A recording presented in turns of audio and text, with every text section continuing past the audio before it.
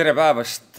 Minu poolt on suur au ja rõõm Eesti Olümpiakomitee pool nõnda akadeemilise seltskonna ees seista. Täitsa keeruline on midagi rääkida, sest te olete kõik oluliselt targemad nii olümpia teemadel kui muudel teemadel kui mina, aga püüame siis kuidagi sellise diskussiooni siit tekitada, et kuidas täna Eesti Olümpiakomitee näeb olümpiahariduse rolli Eesti ühiskonnas ja spordimaastikul laiemalt. Et me saaksime sellest rääkima hakata, siis vaatame kõigepealt seda, kuhu suunas täna Eesti Olümpiakomitee näeb, et me liikumas oleme ja millist rolli Eesti Olümpiakomitee Eestis täidab. Aga ennem kui me selle juurde lähme, näitan teile ühte videot. Ma olen siia mõned videod sisse pitkinud ja need videod on ka kõik seotud meie tänase tegemise ja nägemusega sellest, kuhu suunas me liigume ja väga selgelt ka meie jaoks olümpiaharidusega.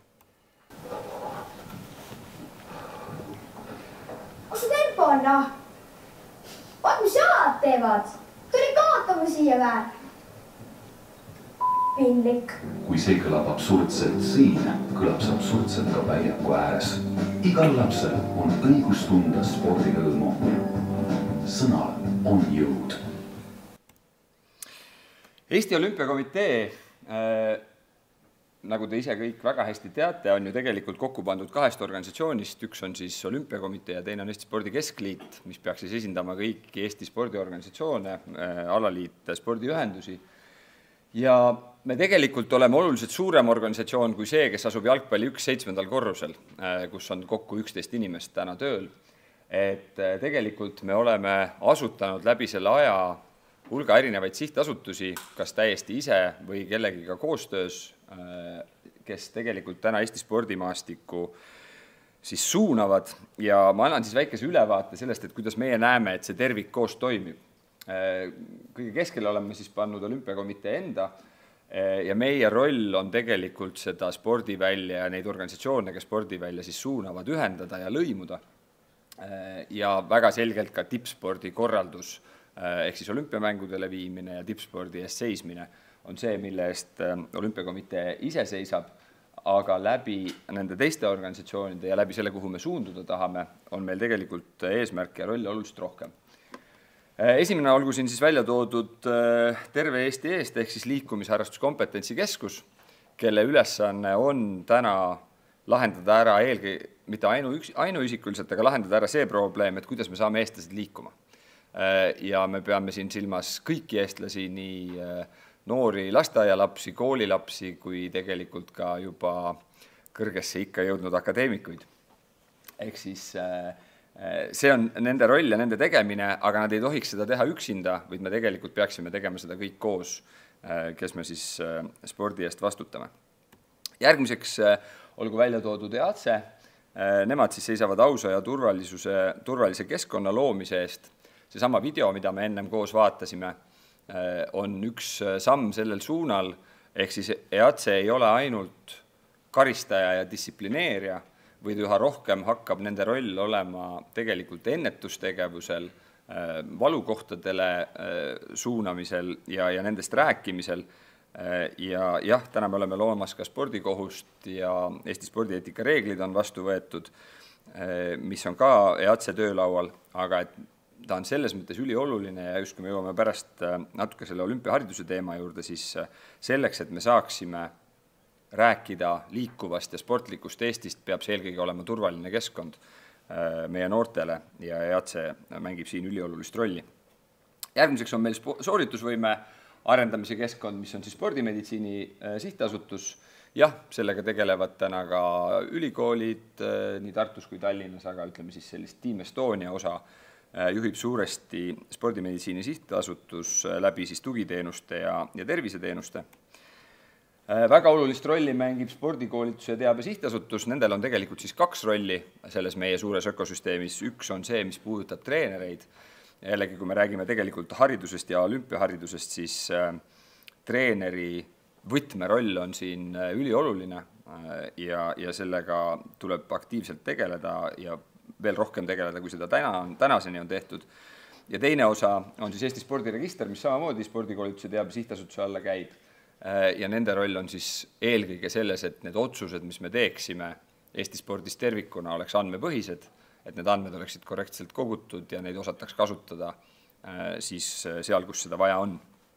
Ja viimane selline osapool meie selles ökosüsteemis on Eesti Spordi ja Olümpiamuuseum, mille peamine ülesanne on lugude rääkimine.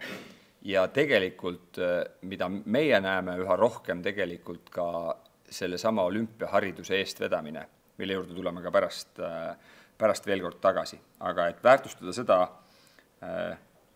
lugu, mis on olnud ja jutustada neid lugusid, mis tulemas on, ilma milleta kõik see ülejäänud on natukene tühi. Ja miks me oleme toonud siia välja ühe eraldi hammasratta, mis otseselt ei käi täna ühegi meie ökosüsteemi siis sihtasutuse kohustuste hulka. Ja see on laste- ja noortespordi edendamine. Et mingis mõttes, kui täna peaks Eesti riigis ütlema ühe asutuse, kes selle eest kõige rohkem vastutab, siis on see Haridus- ja Teadusministeerium. Aga kui nende käest küsida, kas nad spordi eest vastutavad, siis nad võib-olla alati ütleme siis varmalt seda valmisolekut ei kanna. Ehk siis tegelikult laste- ja noortespordi edendamine on meie kõigi ühine siis ülesanne ja püha kohustus, sellepärast et kui me tahame saada sportlikumat Eestit, kui me tahame saada liikuvamat Eestit, kui me tahame saada rohkem olümpiamedaleid või ägedaid jalgpalliemotsioone, siis on hilja hakata tegelema 40-aastastega. Jah, loomulikult neid ei tohi jätta lahinguväljale maha, ka nendega tuleb tegeleda, aga see võti on need 5–15-aastased noored, nende harjumuse tekitamine, nende olümpiaväärtuste tekitamine ja hindamine. Ehk siis see on tegelikult lühidalt öeldes see terviknägemus, mis meil on täna EOK-st. EOK ei ole olümpiaorganisatsioon ainult, EOK ei ole tippspordiorganisatsioon, EOK on Eesti sporti eestvedav ja lõimiv siis organisatsioon, kes püüab kokku tuua kõiki neid teisi, kes Eesti spordis ja üldse Eesti ühiskonnas sportlikuma ühiskonna eest seisavad ja sealhulgas siis ka Olümpiaakadeemia. Miks ei ole Olümpiaakadeemiat praegu siin pildil, kuigi ju tegelikult võiks, siis Olümpiaakadeemia üle meil puudub igasugune voli või kontroll. Jah, me natuke aitame seda rahastada läbi ROK-ist tuleva raha, aga Olümpiaakadeemia on täiesti iseseisev. Kõik need organisatsioonid on kas siis meie poolt asutatud või vähemalt me istume seal sihtasutuse nõukogudes. Nii, lähme siit edasi.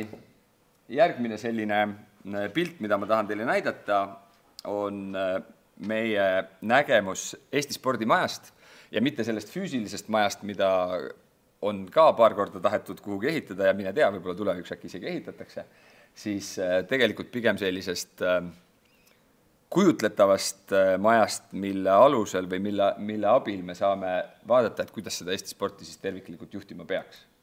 Ja tegelikult see on siis see, mille suunas meie oma strateegilise dokumendi ja strateegilise nägemuse me oleme kuni aastani 2030 ehitanud ja need on need 10 sihti, mille suunas meie täna tegutsema hakkame.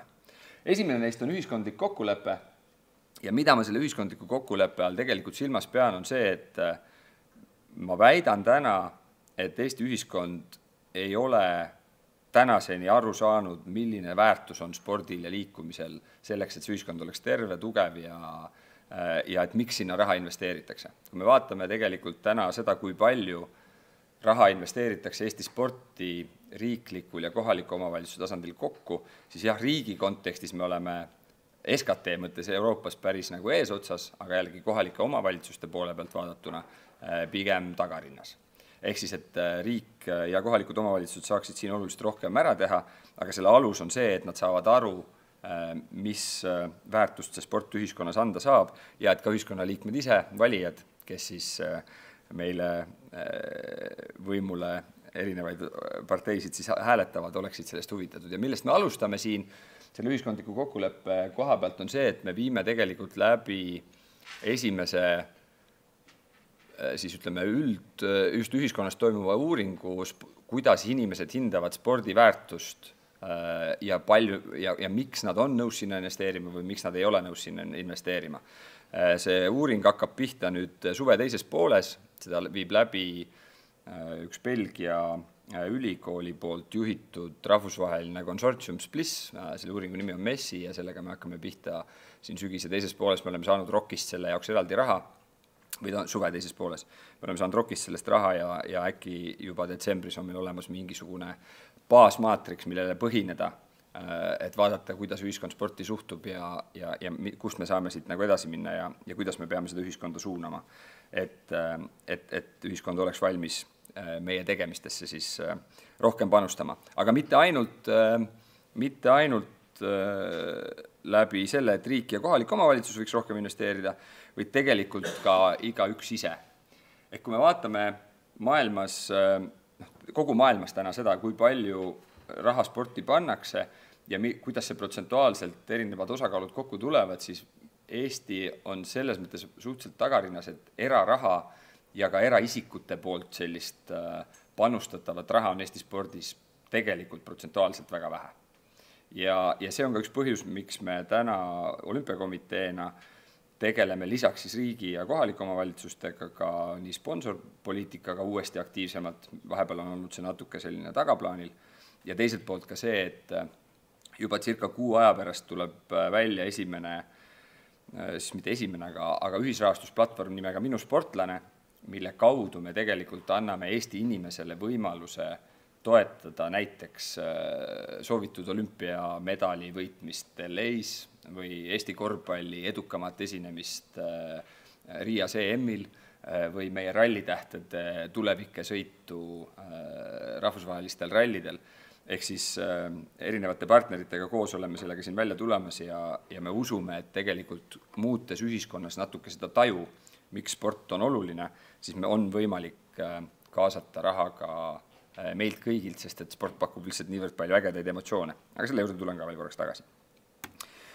Ja kolmas selline meie alustala või kandesein, millel siis kogu see Eesti spordimaja seisab, on professionaalne spordi juhtimine. See on just see, et me päriselt ka ise kõigepealt alustada iseendast, meie enda sihtasutustest, aga tegelikult sealt edasi ka alaliitude ja spordiühendusteni välja, teeme oma tööd võimalikult targalt, läbipaistvalt ja professionaalselt.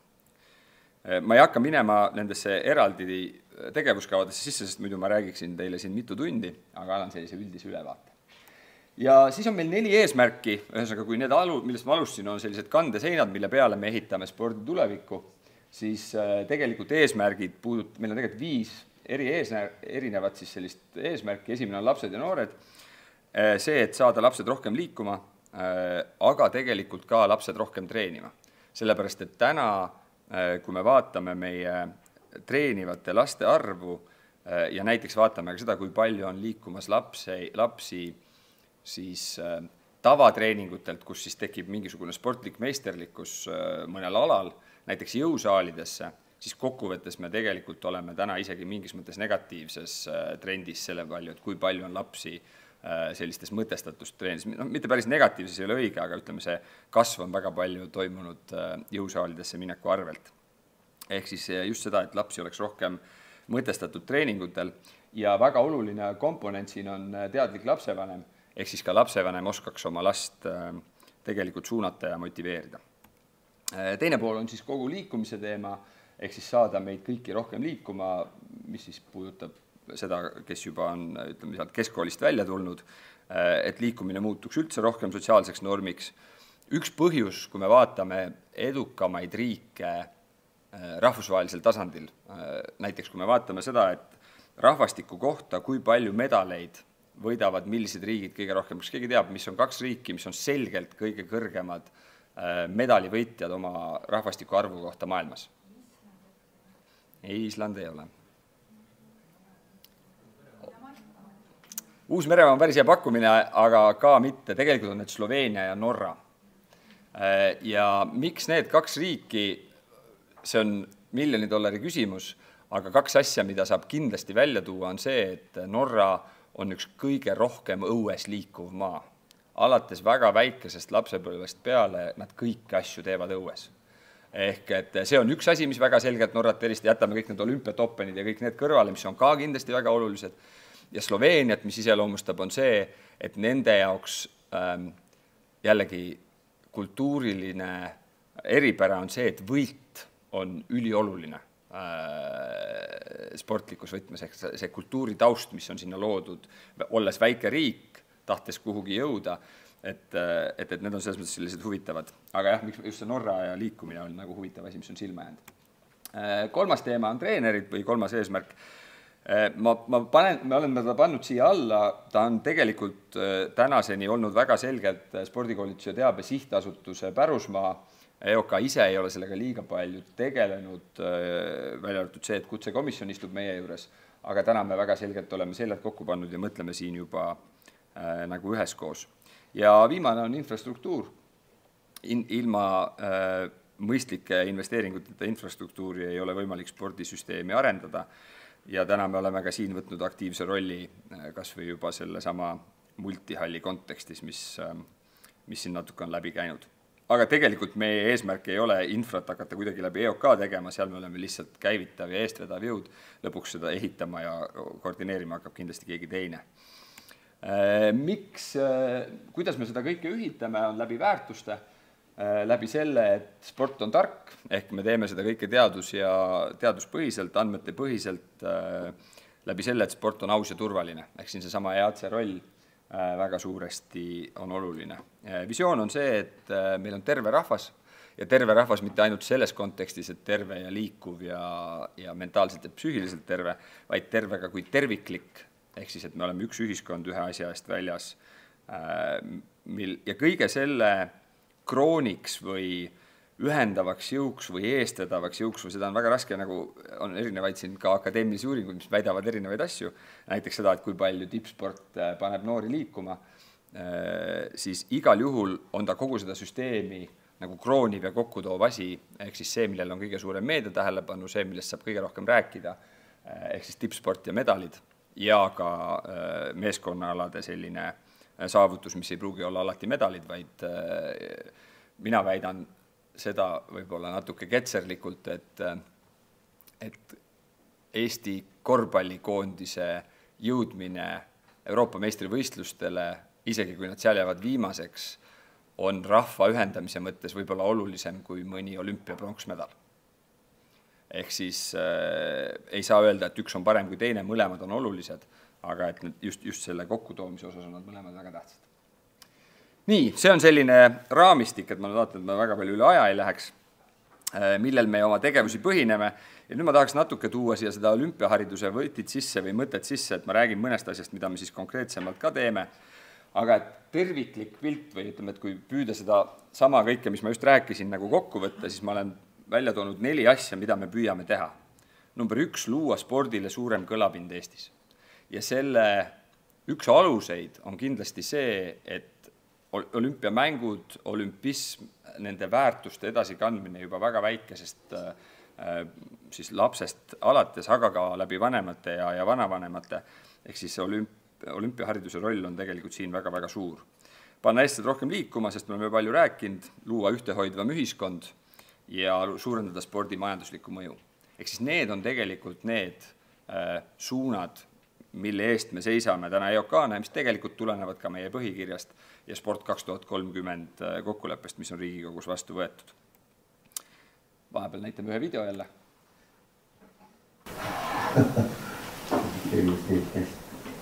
Mida sa teed seal?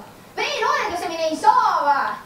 No kuidas enda küünar nokki hoiad? Vaata, kui kiiresti Margus grillib. Kui see kõlab absurdselt siin, kõlab see absurdselt ka tribüünil.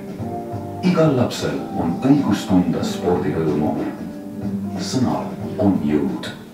Ja siis ma nüüd mõtlesin just, et kuidas me siis räägime olümpiaharidusest, olümpismist ja tegelikult sellest, et mis paneb lapsed sporti tegema. Võtsin appi ChatGPT, küsisin tema käest, et mis lapsed sporti tegema panevad. Sain erinevaid vastuseid, siis küsisin talt mõned allikad ja võrdlesin natuke omavahel, panin kokku sellise nimekirja. Esimene asi on sisemine motivatsioon, ehk siis see, et lapsed tahavad sporti teha. Ja seal kõige esimese asjana on välja toodud nauding. Olen näinud päris mitut uuringut, mis väidavad seda, et teatud vanuseni, ja see on just enamasti 12–14 vanuseni, ei huvita lapsi absoluutselt see, kas nad võidavad või kaotavad. See protsent, kes teevad sporti võidu või kaotamise huvides sinna vanuseni, jääb sinna 1% ja natuke peale. Kõik ülejäänud teevad sporti sellepärast, et neile see meeldib. Et see on tore, et saavad sõpradega koos olla, et see tekitab positiivseid emotsioone.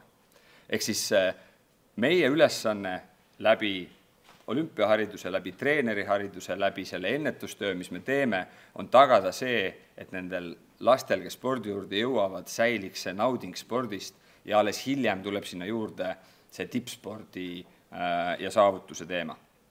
Nad teevad seda sellepärast, et neil on uudishimu maailma ja erinevate asjade vastu. Siin on jällegi meie roll ja ka kooli olümpia roll see, et pakkuda palju erinevaid võimalusi. Meil on täna EOK liikmetena 68 erinevat alaliitu, kes teevad sporte kergejõustikust, triatloni, turniiri, bridži ja castinguni välja. Ehk siis väga-väga erinevaid alasid, iga ühe jaoks meist on kuskil midagi, mida me saame teha. Ja muidugi lapsed teevad sporti ka sellepärast, et see on neile väljakutse, nad tahavad saada millekski paremaks. Siin on üks hea näide näiteks olümpiapäevast, mis toimus Ida-Virumaal, kus siis suvel said lapsed natuke kurlingut proovida. Aga see on see roll, mida me üheskoos peame kindlasti nagu täitma. Teine on vanemate eeskuju, vanemad, kes toetavad spordi tegemist ja liikumist. Siin oleme me võtnud täna rolli või aitame siis kaasa või mõtleme kaasa Sotsiaalministeeriumiga vanemluse tegevuskava osas. Tegelikult on praegu planeeritud tulema ka vanematele esimesed sellised e-koolitused selles osas, et kuidas te saate tegelikult oma last sporti tegemise ja spordi juures aidata. Spordiregistriga praegu mõtleme seda, et kas meil on kuidagi võimalik tekitada tark abimees lapsevanematele, kui ta tahab oma lapsele trenni valida, et kuidas nende andmete seest, mis spordiregistris kõik olemad on, see kõige paremini nagu välja tuleks. Muidugi see, kui pere on ise aktiivne ja viib ise oma lapsed sportima ja õue liikuma, mitte ainult ei toeta neid selles ja loomulikult see, kui vanemad ise mõnda spordiala või liikumist väga aktiivselt ja eeskujuna näitavad. Teine on kool ja kogukond või kolmas on kool ja kogukond. Need on siis erinevad programmid koolides ja siin on väga hea meel, et meil tegelikult Eesti koolides on päris palju juba toimumas lisaks ka sellele, mida siis liikumise õppekava ette näeb, on sportkoolis programm, on liikuma kutsuv kool, on Tartu Ülikooli liikumislabori poolt veetavad need kehalise võimete mõõtmise testid ja see süsteem jällegi võrdleme lihtsalt korraks ennast Sloveeniaga, millest me ennem rääkisime, siis nemad mõõdavad oma lapsi tegelikult esimesest klassist peale ja mitte eesmärgiga neist kõigist tippsportlased teha, vaid just eesmärgiga anda neile seda tagasisidet, kus te täna oma arenguga olete ja mida te siis, kuhu võiks äkki rohkem panustada. Ja sõbrad, kes sporti teevad, millest me ka juba rääkisime. Tunnustus ja saavutusvajadus, jah, see hakkab ka mingi hetk oluliseks muutuma, see on siis eduelamus, aga väga oluline on meie roll rõhutada eduelamust läbi enda arengu, mitte ilmtingimata läbi võitmise. Mulle väga meeldis siin Ujumisliidu treeneri Toni Meieli ütlus, et kui nemad täna oma ka noortekoondisi või neid noori, kes siis nagu hakkavad sinna kõrgemale tulema, siis esimese hooga, esimestel aastatel treeneri kõige tähtsam roll võistlustel on selgeks teha, et sa võistled mitte sellega, kes su kõrval ujub, vaid oma eelmise tulemusega. Et see, kuhu sa lõpuks välja jõuad, ei ole alguses nagu nii tähtis. Aga samas võimalus esindada oma kooli ja kogukonda, jällegi oluline koht kooli olümpiate ja tegelikult miks mitte ka koolispordiliidule. Ja viimane teema on kultuur ja meedia, ehk siis tegelikult see, kuidas sporti kajastatakse, kui oluliseks on see ühiskonnas tehtud, sportlased kui eeskujud ja täna üha rohkem tegelikult see, kuidas me oleme sotsiaalmeedias. Kuidas me oleme nähtavad, kuidas meie sportlased on sotsiaalmeedias nähtavad. Raul Rebane on öelnud minu arust täiesti kuldsed sõnad, et sport on peaaegu, või tema vist ütleski, et sport on ainuke valdkond, mis suudab inimese emotsionaalse tasandi viia 0-100 1 sekundiga. Et ma jällegi ühte videot ja seesama ühisrahastusplatvorm, mida me täna ehitame, me tahame, jah, me loodame, et me saame sealt ka mingisuguse rahalise toe meie sportlastele, aga tegelikult me tahame anda inimestele võimaluse seda emotsiooni veel rohkem kogeda, olles ise sinna tegelikult investeerinud, küll mitte seda, et sa saad mingit raha tagasi saad, aga investeerinud just selleks, et seda emotsiooni tagasi saad.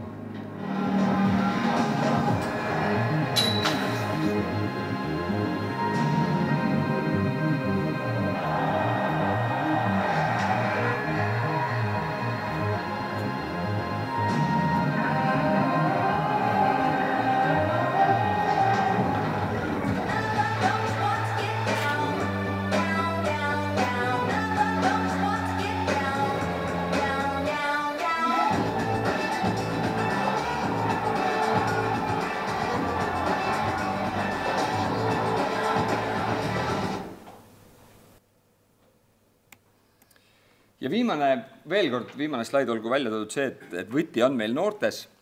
Spordimuuseum, kes on ka juba siin ees käinud, täna teeb tegelikult väga-väga head tööd. Spordimuuseumid külastab aastas üle 500 grupi, ehk siis erineva klassitäie tegelikult lapsi. Klasse meil koole on kuskil 500 ja kui igas koolis on meil ütleme 24 klassi, siis see tegelikult näitab, milline protsent see alles ühe aasta kohta on, et me peame seda kindlasti tõstma. Lisaks käib muuseum muidugi ise 10 koolides ka kohal. Sügisest alustavad nad haridusprogramme Tallinnas A. Le Coq Arenal, seal loodava muuseumi juures. Aga minu küsimus tegelikult meile kõigile siin saalis on see, et kuidas me saame seda, mida teeb Eesti Spordimuuseum, kuhu suunas meie tahame liikuda ja see, mida Olümpiaakadeemia teeb spordi siis kooli olümpia osas, kuidas me saame seda võimendada ja kuidas me saame seda koos nagu veel rohkem teha, sest et see on selle meie edu alus. Sellega tegelikult mu presentatsioon sai läbi.